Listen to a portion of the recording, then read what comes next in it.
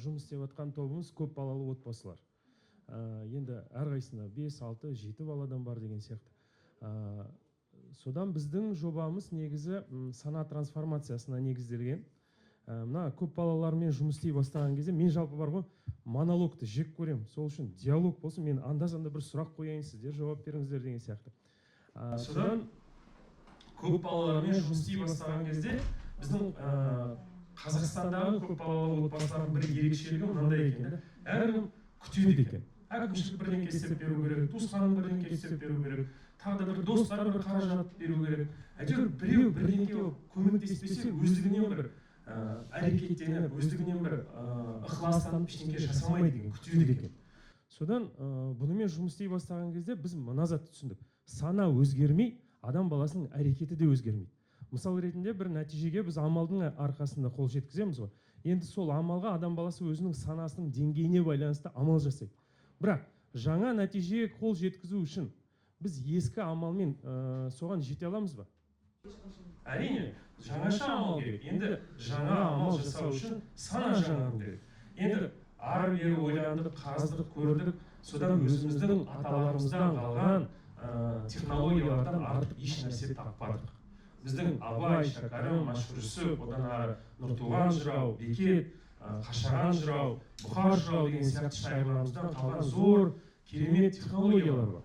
Енді бүгін сол технологиялармен бөліскіміз келеді. Біз негізі көп балалармен жұмыс істегенде осы курстан өткіземіз. Сосын курстан өткеннен кейін бұларды командаға біріктіреміз да, инвестор тауып бұларға жаңадан стартап құрып береміз. Мысал ретінде енді былтыр Урбан колледж деген мына жақта тамаша бір колледж бар Көкталда. Сол кісілермен бірігіп біз 15 шақты кісіні осы оқудан өткіздік.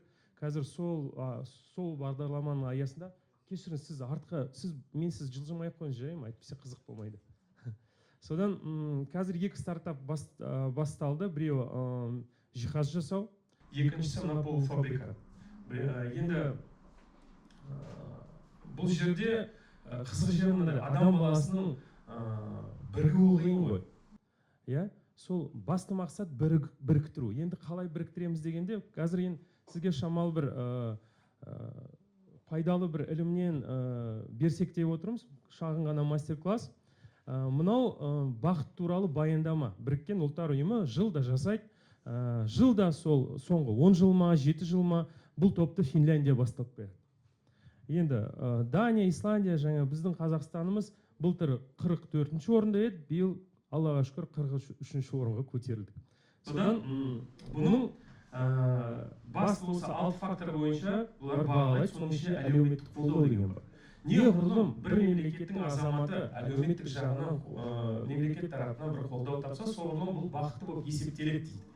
Бірақ енді біздің ата-бабаларымыздың құрған жүйесіне назар аударайық. Бола ма, келесі?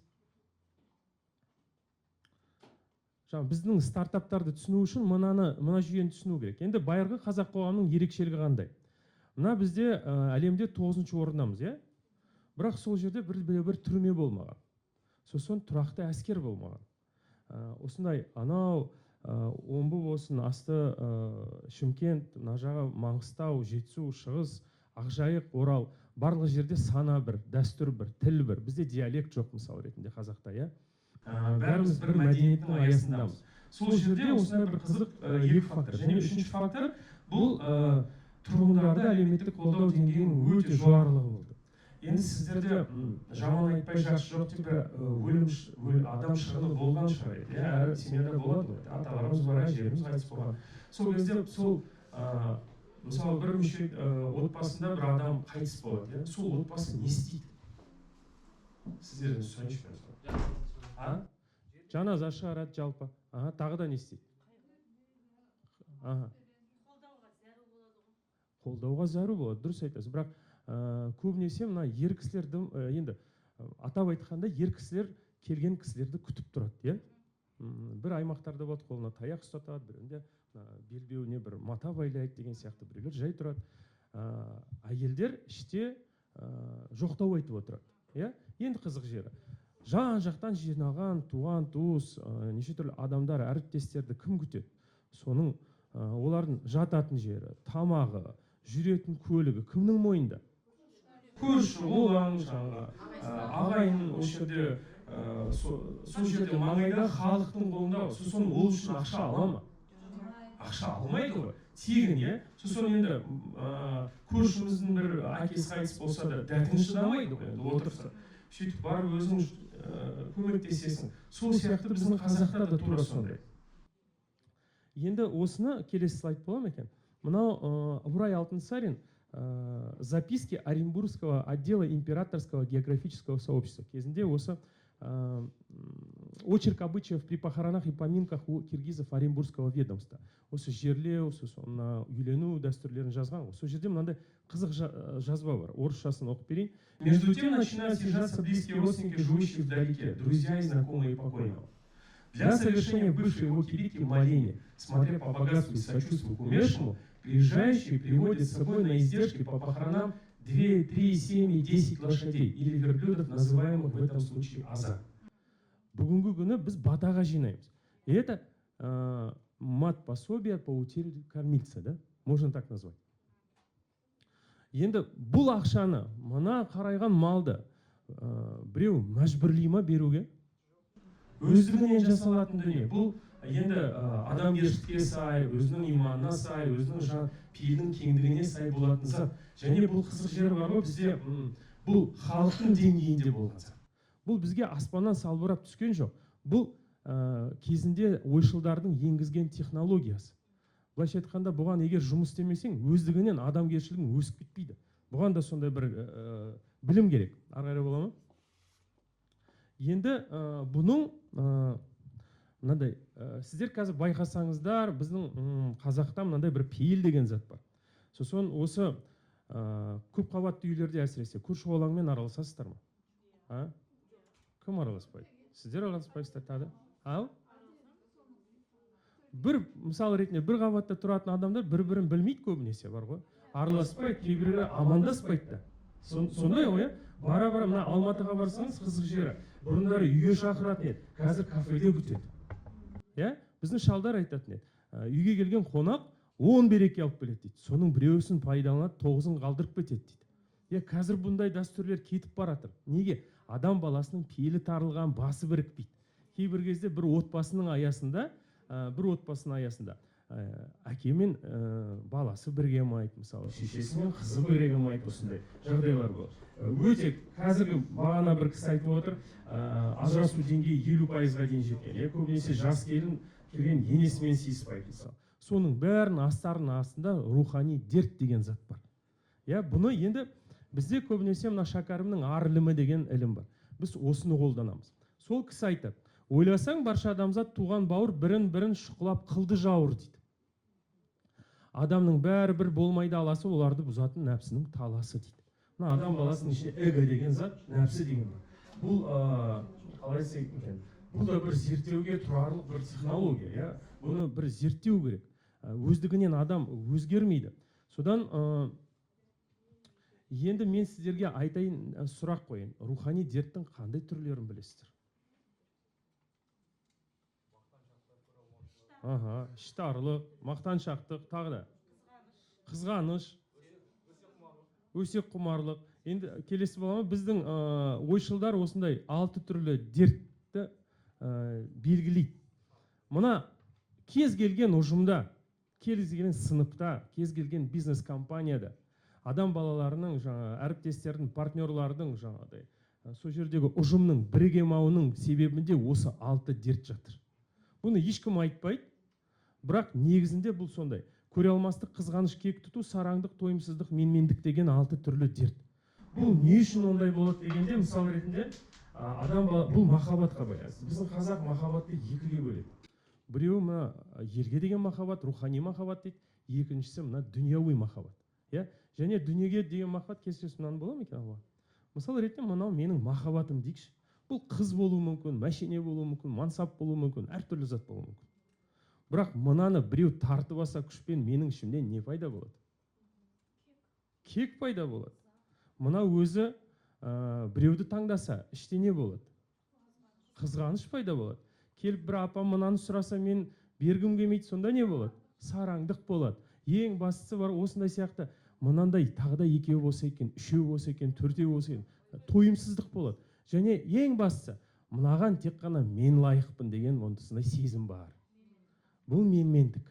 Міне осы 6 түрлі дерт адам баласының бүкіл проблемасының негізінде тұр. Және де осы 6-ы адамның басқа адаммен бірігуіне бірден бір тосқауыл болады, кедергі болады. Осыларды жойса, адам баласы бірігеді. Біз мысалы ретінде отбасыларды біріктірген кезде мынаны түсінбеген адам бірігемейді. Бірден жаңағыдай ұрсыса бастайды. Неге мені ғана шұғылай бересіңдер? Ананың да бойында сондай қасиет бар ғой. Мен ғана осындай енді төмен болып отыруым керек па? Мен де жоғары отыруым керек деген сияқты бақталастық басталады. Сол үшін бұны сананы өзгерту керек. А сананы өзгерту үшін іштегі процестерді түсіну керек. Сіздер мысалы ретінде мұғалімсіздер. Біз де мұғаліміз. Біз бұл курсты университеттерде, колледждарда, сосын осы бизнес компанияларда береміз. Енді бұнымен қалай күресеміз деген сұрақ туады ғой. Иә? Енді адам баласы өзінің ішінде бұл дерттерді көрмейді. Көбінесе көрмейді. Бәріміз өзімізге сүттен ақ, судан тазамыз ғой енді, былайша айтқанда, иә? Бірақ мынандай критическая ситуация деген зат болады. Сол аяқ асты бір табан асты болған бір жағдайда, әсіресе өзімізге бір қысым көрсетілген жағдайда біздің мына бетпердеміз жыртылып, ішіміздегі пейіліміз әшкере болады. Осын кезде ғана көрінеді бұл зат. Ары қарай бола ма? Бұны мен қайтып көресеміз. Енді бұны шәкәрім Құдайбердіұлы осындай күшті технология береді. Бұл технологияның негізінде ақ жүрек, таза ақыл, адал еңбек деген бар. Енді айтады, ар дүзер адамның адамдық санасын, ақ жеңіп шығады арамның қарасын. Адал еңбек, ақ жүрек берер шешіп, таза ақыл қосылса әлемнің таласын дейді. Мұна енді бір кішкене ашықтап жіберейік. Адам баласының амалының, әрекетінің деңгейі санасына байланысты болады. Я, осы сана неге байланысты екен? Қалай ойлайсыздар? Жүрекке байланысты. Жүректің ішінде неге байланысты? Иманына байланысты. Тағы да кез келген адам санамен бола ма, санасыз бола ма? Қалай ойлайсыз? Санасыз адамдар шанс бар ма негізі сананы көтеруге? Бола ма? Не үшін? Не істеу керек екен? Ар жданға байланысты. Тағы да? Жауап? Ага. Ага.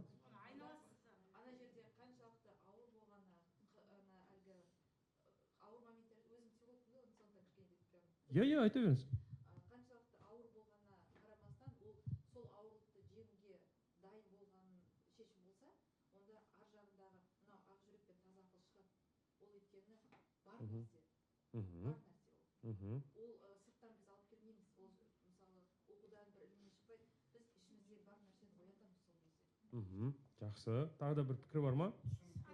Түсінікке? Иә. Ортаға байланысты. Жақсы. Енді мынандай ғой, бұл зат ар деген зат болады, иә? Сосын адам баласының ішінде рух деген зат болады, жан дейді қазақта.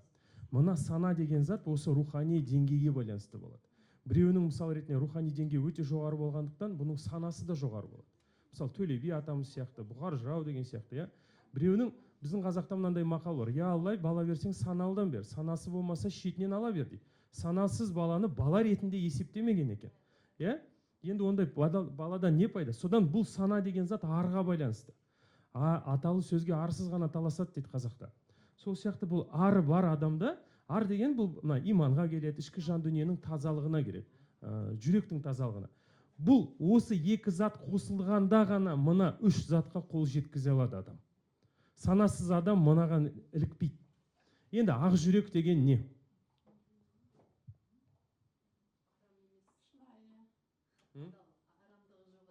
Арамдығы жоқ адам. Сіз осы бар ғой, бағанадан бері үндемей отырдыңыз, бірінші рет қосылдыңыз ау деймін.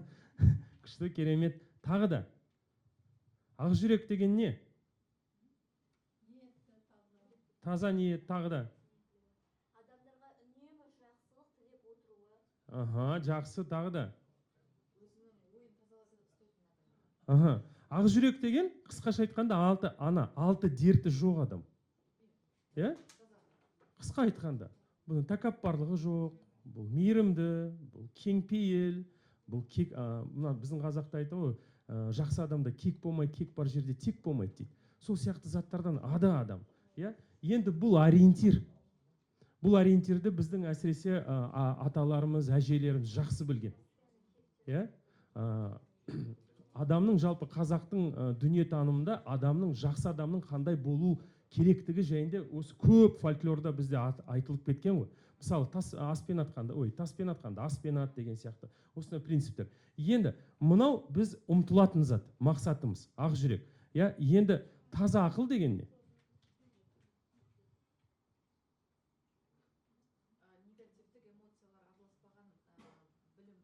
Керемет, керемет. Тағы да? Сіздер мынандай неде бола ма? Ұрыс керіс болады шығар енді өмірде, жанжал болады, сол кезде ақылыңыз жұмыс істей ма? Дәл сол сәтте. Эмоция жұмыс істейді. Кетіп қаламыз ғой, жаңадай айтпаған сөзді айтып сол жерде біраз жерге дейін барып қаламыз. Сол кезде ақыл жұмыс істемейді. Мына енді бүкіл адамда ондай емес. Мысалы ретінде Абылай хан сияқты, Яссауи сияқты, Бекет ата сияқты, енді онда айта берсем көп қой, Бұхар жырау, Айтеке би, Қазбек би жетеді. Бұл кісілер мына ақылы нәпсіне үстем болған кісілер. Біздікі керісінше, біздікі нәпсі үстем болып бітеді. Эмоция үстем болып бітеді. Тәкаппарлығымыз алып бітеді. Сол кезде ақыл жойылады ғой. Ақыл, суық ақыл дейді бұнда қазақта. Бұл кісілерде тазалығы соншалықты, жаңада алты дерт жоқ, бұлардың үнемі ақылы сау болып тұрады да, бұл нәпсісіне көнбейді. Керісінше нәпсі бұлардың ақылына көнеді. Бұны кім айтады? Шәкәрім атамыз айтады. Пайғамбар қыл ақылды, сол табады мақұлды дейді. Осындай. Енді бұл деген сөз не?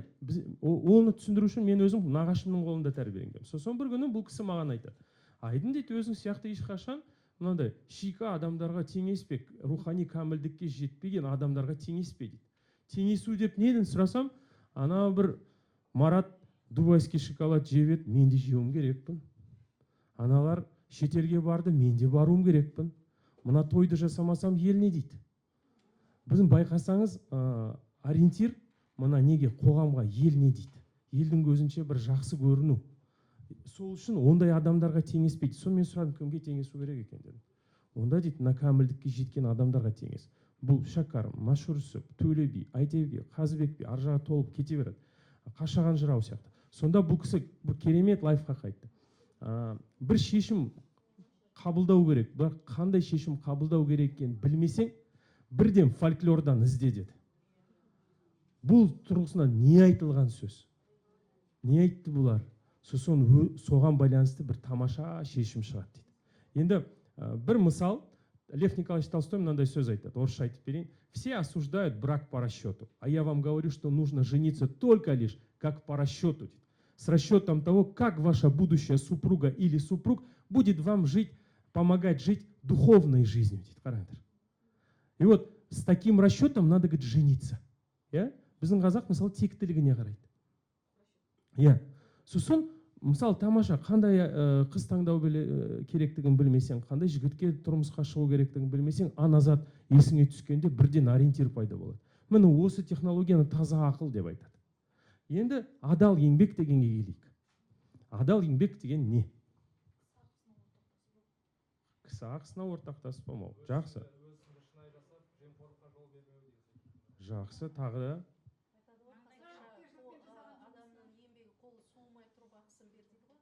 Жақсы, енді бағана айтылған заттардың бәріне, мысалы ретінде адам болы, базардағы адам болсын, саудадағы адам болсын, мысалы күш жігері жетіп алдай алса да, неге ол алдамайды? Неге бағанағы жемқорлыққа бармайды? Неге бірден ақысын береді?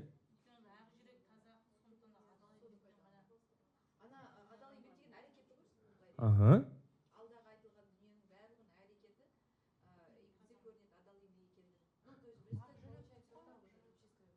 Байқасаңыз мынандай ғой, мынандай бір жағдай болады, көп мен мына кімдер түсінем енді, жоғарыда отырған ағаларымызды. Мысалы, миллиардтаған ақша өтеді ол қолдарынан, күнделікті қол қойады. Бірақ алатын жалақысы 200 мың, 300 мың, мысалы деймін. Ой кетеді ғой. Мұна ағып атқан дариядан бір ұрттан бір су ішейін да деген сияқты ой кете ма, кетпей ма? кетеді ғой. Ол біздің табиғатымыз сондай. Сол кезде бұл ар ұжданына байланысты, өзінің пейіліне байланысты, өзінің адалдығына байланысты өз-өзін тоқтатады. Я тоқтатпайды. Тоқтататын кезде осыны адал еңбек деп айтады. Осыны Лев Николаевич Толстой бүйтіп айтады. Каждый должен работать над собой, случайно хорошим человеком не становится дейді. Түсініп отырсың ба? Бұл да бір еңбек, нағыз адал еңбек, ішкі күрес. Міне сол кезде бұл кісі айтады, қараңыздар. Сен бола гөр аққа жақ болам десең адам, адал жүрек берер бақ, бассаң соған қадам. Таза ақылмен ақ жүректі адамның бұл дүниеде таппас жоқ осындық балам дейді. Бұл зат осы технология кез келген дауды шешеді. Дау әрине біздің ішімізде. Сол біздің ішіміз таза болса, сыртымызда таза болады. Осы кісілер осындай технологияны ұсынады. Ары қарай бола ма? Бұл енді қараңыздар. Енді мынау тіке сіздерге арналған сөзден бізде өзіміздің жобамызда бұл затты қолданамыз.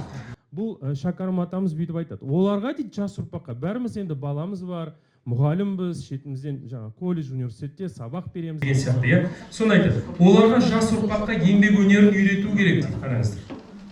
Иә? Енді менеджмент үйрету керек. Қаржылық сауаттылықты үйрету керек. SMM оның бәрі керек. Бірақ оның қаншалықты деңгейде менеджментті меңгерсе, мысалы, оның адамгершілігіне бұл пайда бар ма жоқ па, соны айтыңыздаршы. Ол мықты инженер болады. Бұдан бұның пейілі кеңей ма жоқ па? Жоқ. Тіледі кемей ма? Не дейсіздер? Түсініп отырсыздар ма менің айтып отқанымды? Үндемей отырсыздар ғой тегі. Бұл керемет математик болады. Бұның одан тәкаппарлығы азая ма жоқ па? Азаймайды. Бұлар бар ғой екі түрлі салада. Сол үшін бұл кісі айтқан. Оларға оны үйрету керек дейді. Онымен қабат оқу білімге жетілдіру қажет дейді. Бірақ жоғарғы айтылған жаман әдеттерді, яғни зорлық, алдау, мансапқорлық, малғұмарлық, мейірімсіздік және тағы басқа жоюға бұлар жеткіліксіз болады дейді. Қараңыздар. Бұл керемет Гарвард бітіреді, Оксфорд бітіреді, Ресейде оқиды, осы біздің керемет вуздарды бітіреді. Бірақ ол тәкаппар болуы мүмкін. Бұл сараң болуы мүмкін. Бұл пейілі тар болуы мүмкін. Және содан бастап оның әрекеті, осы амалының бастауы сол тарлық болса, онда елге зардабы көп. Сол үшін бұның ең түбін реттеу керек, түбін емдеу керек. Сол үшін айтады, бұлар де жеткіліксіз болады. Сол адал еңбек білім үйренумен қабат ар білімі деген білім оқытылу керек дейді. Бұл ғылымды ақылды адамдар ойластырып, пән ретінде жазып, нәпсіні жойып, адам бойында жеке ардың қожа болып қалу жағын көздеу керек дейді. Адам бойындағы нәпсі кеселі кетсе, өзгерісі оңай болады дейді. Біз бұны командалық жұмыста пайдаланамыз кәдімгідей. Ары қарай бола ма? Енді бұл кісі бүйтіп айтады. Кез келген адам дейді, өзгере алады дейді. Екі факторды алып тастаса. Бұл қандай? Бұл пайда және мақтан. Сіздер байқасаңыздар, сіздер не үшін жұмыс істейсіздер? Пайда үшін жұмыс істейміз, рас қой, зарплата аламыз, ол зарплата не істейміз? Қайда жұмсаймыз? Өзіңе, балаларға. Балаң да өзіңдікі ғой. Демек өзіңе. Енді қызық жері мынандай ғой.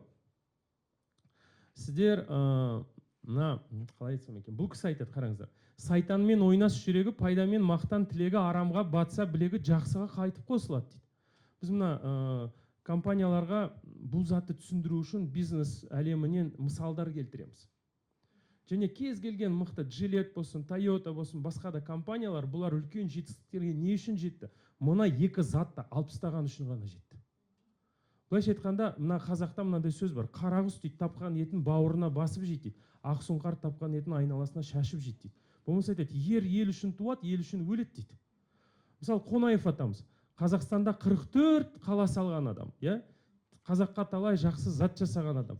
Сол Брежнев үйіне кірген кезде дейді, жаңа залға кіреді, сосын барып спальняға кіргенде, и все что ли деп айтады дейді. Қазақстанды басқарып отырған адам екі бөлмелік үйде ғана өмір сүретіне бұл кәдімгідей сенбейді ғой. А бұл не? Бұл пейілдің кеңдігі. Өз қарабасын ойламайды, елді ойлайды. Көрдіңіздер ме? Мына екі затты алып тастамаса адам баласы өзгермейді. Осыны біздің шәкәрім атамыз қатты айтып кеткен. Бұл феноменнің түбінде мына Абылай ханның да несі жетістігі бар, басқа адамдардың осы біздің Бекет ата болсын, Қожа Ахмет Яссауи болсын, ар жақта енді қай қайсының алсаң, мына неде қалай айтсам екен, арғындар бар ма мынаның ішінде? Сіздер барсыздар ма? Арғынның ішінде Алтай деген ел бар, білесіздер, иә? Сол Алтай деген малшы бопты, бір Піспекбай деген байдың малшысы бопты. Сол Піспекбай қарайған енді мыңғырған жылқысы бар, басқа бар, сонымен бір күні жұт келеді ғой. Бұл уайымдайды, бағана малымнан арылам, біттім, таусылдым деп. Сосын жаңа Алтай деген кісі келеді екен де айтады екен, байеке, мына малыңды сақтап берейін, бұны маған бер деп айтты дейді.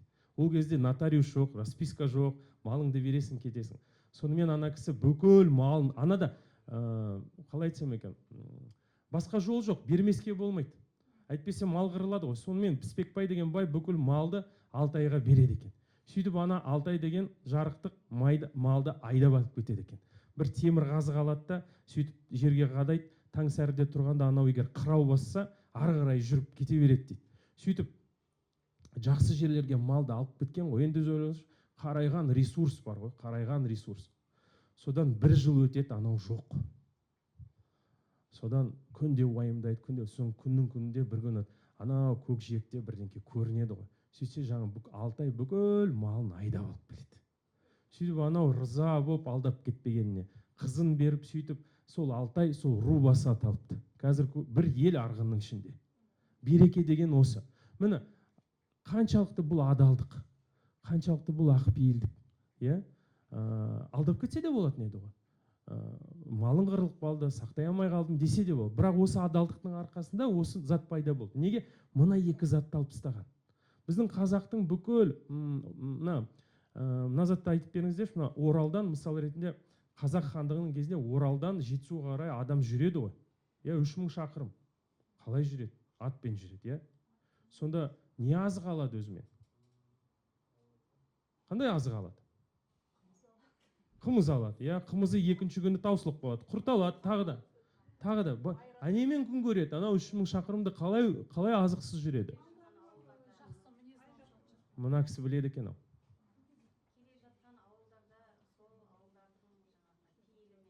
Иә, құдай қонақ система бұл. Бұл жүйе. Иә, келет бір адам, оны танымайсың, оны өмір көрмейсің, ол сосын ішетті, жейікті, кететті, оны тағыдай көруің екі талай. Бірақ сол жерде қазақ не істейді? Соңғы қойын сойып береді. Дұрыс па? Қарап отырсаң, мына пайдамен мақтан жоқ. Сонда оны егер бар ғой, ана құдай қонаққа орын бермесе, жай жасамаса, ана адамның қызын алмайды ешкім тексіз деп. Иә, бұл кәдімгідей сүйекке біткен таңба болады. Және бір қызық жер, бұл феномен қазақ ауылдарында әлде бар. Мына кезінде біздің әке-шешеміз ауылдан шыққан кісілер ғой. Сонда мына облыс орталығына келеді, бір қазақ, бір әулеттің бір қазағы әйтеуір бір барып сол жерде орнықса, бір үйлі болса, сол үйден бүкіл туған туысқан өніп өсіп, сол жерде оқып, тамырланып кете береді. Иә? Сондай ғой, болды ма ондай сіздерде? Мына әлде бар сол зат. Сол кезде қараңыздар, менде мынандай бір қызық сұрақ туады, не үшін сен бейтаныс адамға өзіңнің соңғы қойыңды сойып беруің керексің деген. Өзіңде бала шаға жоқ па, ертең күнің жоқ па көретін, ондайға қарамайды ғой. Көрдіңіздер ме? Бұның бәрі пейіл, бұның бәрі жүрек. Ана енді ол жарайды. Хош, мына Алжирда азапталып жатқан немістің әйелдері қалай аман қалды? Құртпен, иә? Сонда ана қазақтың шал кемпірлері келеді да бала шағасына құрт лақтырғызады, иә? Сонда ана соларды ұстабаса егер, өзінің басы кетеді, бала шағасы да қырылады. Бірақ соған қарамай бұлар сонда әрекетке барады ғой. Соның түбінде осы ақпейіл деген зат жатыр.